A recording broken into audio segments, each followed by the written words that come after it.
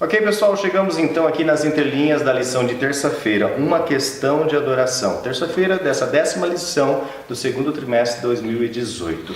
Bom, aqui o Ricardo vai trazer mais uma vez um paralelo da linguagem bíblica, né? Como Deus é um pedagogo, ele vai sempre mostrando para a humanidade, para a criação dele, como que são as coisas, o que é importante, o que é o tronco, talvez, né? Que o pastor Miguel já falou, o tronco que é imutável. Importante que acreditamos que a história é literal. Exatamente. Então, ele vai trazer aqui uns slides, fiquem ligados, né? E o pastor Marcelo também tem uma fala bastante interessante, né? Que na verdade é a pergunta aqui do rodapé, mas a gente trouxe aqui para entrelinhas, né? Como que a gente pode perceber ou saber se nós estamos envolvidos numa falsa adoração? Afinal de contas, uma questão de adoração. Então, começa aqui e vamos ver um pouco mais sobre essa história de Esther.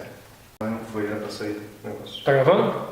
Beleza. Uma questão de adoração. Aqui, nessa questão de adoração, eu vou trabalhar com Esther e vou falar sobre a festa do Purim. A festa do Purim é justamente uma comemoração e que tem uma ligação direta com esse livro.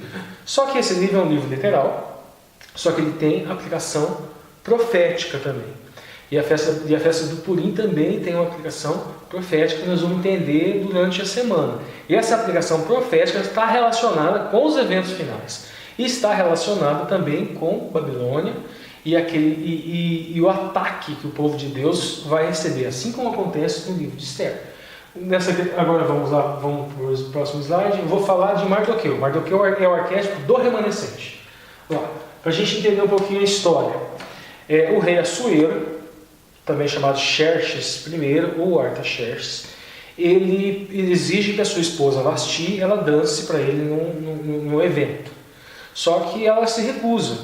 Ele estava bêbado, né? E daí fazem a cabeça dele para ela nunca mais ver ele, e ou seja, aquele posto fica vago.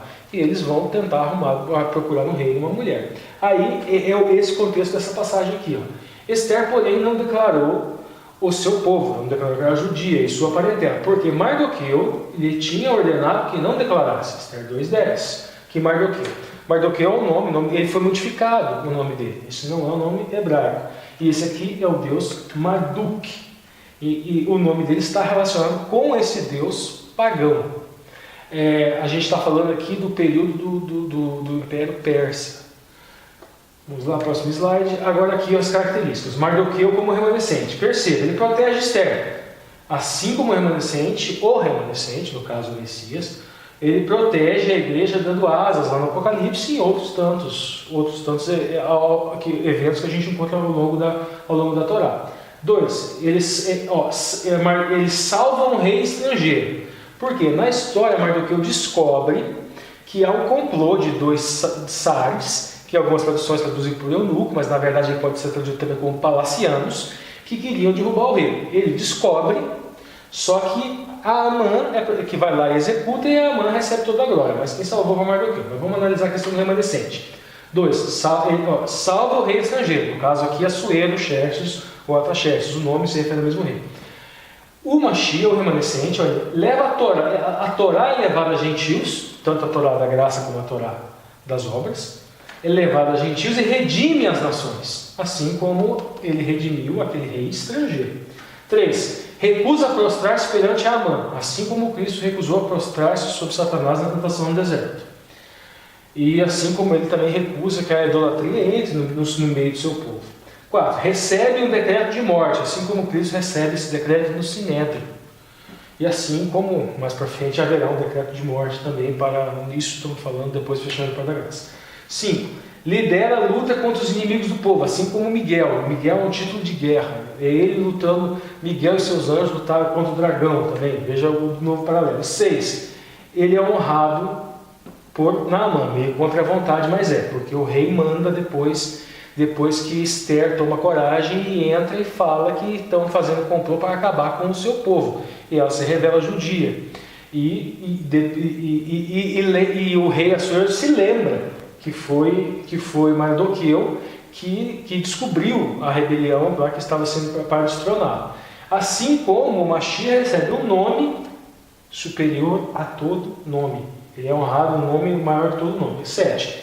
Ele é vitorioso e anuncia a vitória para o povo, assim como o Mashiach virá na segunda vinda e anunciará a vitória sobre Babilônia, no caso a Babilônia espiritual, vamos dizer assim. Agora aqui, a questão, vamos fazer uma distinção aqui, o remanescente e os remanescentes. E a gente vai lá em Isaías 10, 20. Ó, e acontecera naquele dia que o remanescente, aqui Shear, o remanescente de Israel, sublinhei Israel aqui, e os escapados da casa de Jacó, nunca mais se estribarão sobre o que os feriu, antes se estribarão sobre o Senhor, Santo de Israel, na verdade. Assim como acontecerá na segunda vinda do Messias. Agora, a distinção aqui. Eu faço essa distinção aqui, que o remanescente de Israel, por que eu falo que eu faço uma associação na língua portuguesa, um jogo de linguagem na língua portuguesa, que o remanescente, e esse remanescente é o Mashiach. Shear significa resto, sobra, resíduo, ou resto dos demais. Só que com as mesmas letras a gente escreve Sher, que significa parente, carne ou alimento. O Mashiach é o nosso irmão, que nos faz ser membros da família celestial. É o irmão mais velho. O Mashiach, ele fala que nós temos que nos alimentar dele para fazer parte dessa família. Justamente o Sher aqui. Ele é o remanescente de Israel. O remanescente, no singular. Agora aqui a questão de os remanescentes, porque somos filhos, pertencemos a essa família, em função dele, por adoção, podemos dizer assim, no nosso idioma. Aqui ó, é o pretar, restante, sobrante, sobrevivente, escape ou salvação. Ao longo da história sempre houve um remanescente fiel. A gente lembra lá a descendência de Sete, a descendência de Sem, depois a gente vem Abraão com a descendência de Isaac, depois temos Jacó, e depois temos os filhos de Jacó. Depois os filhos de Jacó nós temos Judá e Benjamim, que permanecem fiel à coroa de Davi. E depois nós temos o remanescente, que é o Messias, a igreja remanescente, que é aquela que traz esse evangelho pregado pelos apóstolos, que foi ensinado pelo Messias, e que deve ser encontrado nos dias de hoje. A questão aqui, ele é nosso irmão mais velho, lembra de Jacó? Ó, Jacó se pronuncia Jacó, é assim que se escreve em hebraico. A raiz do nome Jacó, ela se pronuncia Akev. Esse Ud aqui, na verdade, ele é um prefixo que traz uma conotação de verbo. E Akev significa calcanhar, então seria um verbo com calcanhar. Tudo bem, porque ele veio segurado no calcanhar de Esaú. Aqui a gente faz também uma comparação de Cristo como sendo quem a gente deve, vamos dizer assim, colocar em primeiro lugar. Ele vem primeiro do que a gente também. Agora aqui, então disse a ele, no caso aqui, disse Esaú dizendo a Jacó. Não é nome justamente Jacó, no caso aqui Akev, tanto que as duas vezes me enganou. E aqui Acav, que é a mesma raiz, enganou. Jacó, ele tem o nome mudado. Em razão de quê? Veja bem, ele luta com um anjo. Essa luta ela simboliza justamente a questão de emuná. Em função da ideia de ser hará, nossa natureza pecaminosa, nós precisamos ficar presos, unidos, fiéis ao Mashiach. Nós temos que lutar para isso. Emuná traz a conotação de nós ficarmos firmes, ligados, vinculados. Próximo slide. Aqui, agora ele muda de nome para Israel. Agora veja bem, Israel. Aqui nós vamos trabalhar com a noção de honesto aos olhos de Deus e o porquê dessa mudança de nome. Quando nós nos lutamos para nos manter firme ao Messias, a Emuná, nós nos tornamos honestos aos olhos de Deus. Nós temos justiça imputada. Israel pode ser lido como Yashar El. Aqui, ó, o Yud, o Shin e aqui o Resh. E aqui o Aleph e o Lamed. E aqui o Yashar e o El, ou seja, é justo e aqui Deus, justo, podemos trabalhar justo aos olhos de Deus. E Yashar significa reto, honesto, honroso, cumpridor. Veja bem que o Yashar é um Yud, é uma ação. Lembre-se que quando a gente já falou emuná, o conceito em si já denota que é uma ação. Dentro do conceito de emuná, é só ler o livro de Hebreus que a gente percebe isso. E aqui o Shin é o alimento, aquele que se alimenta da cabeça. E a cabeça da igreja é o Messias. Então é uma ação de alimentar-se da cabeça. Isso que é o Yashar. Agora o Lúcio regressa. Legal então, né, Ricardo? Agora, continuando aqui nas entrelinhas de terça-feira, pastor, como a gente então pode saber se nós estamos envolvidos com essa falsa adoração, uma vez que acho que a adoração é o objeto principal aqui do cristão? Então, enquanto você comentava, me veio à mente um verso que o Senhor Jesus diz assim: esse povo me honra com os lábios, mas o seu coração está longe de mim. Em vão me adoram, ensinando preceitos que são de homens. Então, Jesus ele liga ali a adoração ao fato de você obedecer o que ele diz. Notem, quando você não está ligado aos preceitos do Senhor, você não segue o que Deus está dizendo, quando você cria uma linha paralela à vontade de Deus para fazer por qualquer outra vontade, enfim, você não está adorando a Deus. Adorar a Deus tem a ver com obedecê-lo, tem a ver com seguir o ensinamento dele. Outra coisa, você também pode, às vezes, se auto-enganar na questão da adoração, dedicando mais tempo, mais energia, mais dinheiro para qualquer outra coisa em detrimento a Deus. Isso é um problema também, não é verdade? Então, notem, nesses últimos dias você já tem milhares de opções para gastar o seu tempo, o seu dinheiro, a sua energia. O que você está fazendo com tudo isso? Qual onde você passa mais tempo? Onde você dedica a sua energia, o seu esforço? Qual é teu grande foco, né, na vida, nesses dias finais? Eu acho que isso define aonde o nosso coração está, né? Aonde estiver o seu coração, o seu tesouro, aí estará o seu coração. Exato. Então, aonde está o seu coração, está o seu tesouro.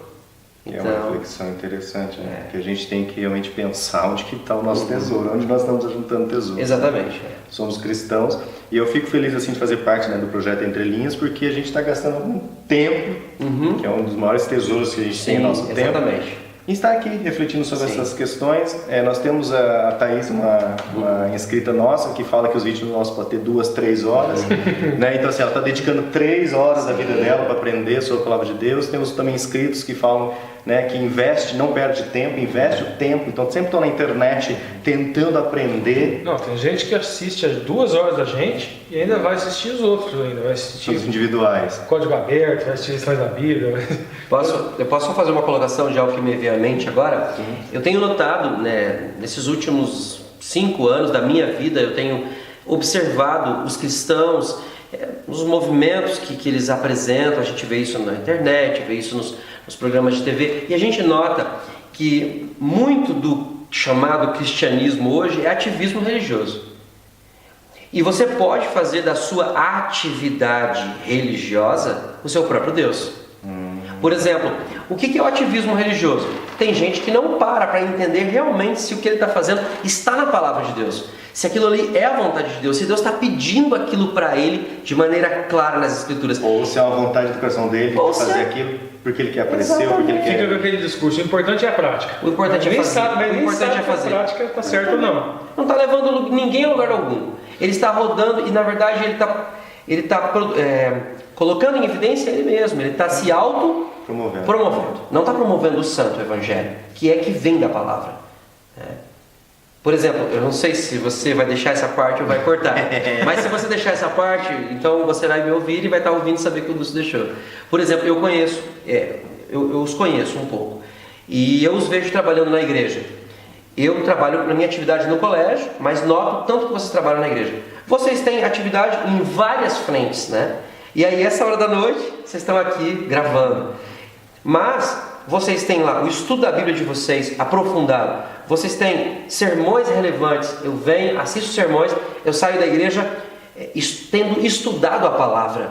Então eu noto assim, vocês estão produzindo um programa, não simplesmente porque, vai ter... Vamos fazer um programa aí, para a galera ver a gente, para curtir, para dar joinha, para dar like, para o canal aparecer. Não, vocês querem produzir reflexões profundas, pautadas na Bíblia, fazer as pessoas pensarem a respeito das diferenças doutrinárias. Então eu noto que isso aqui não é um ativismo.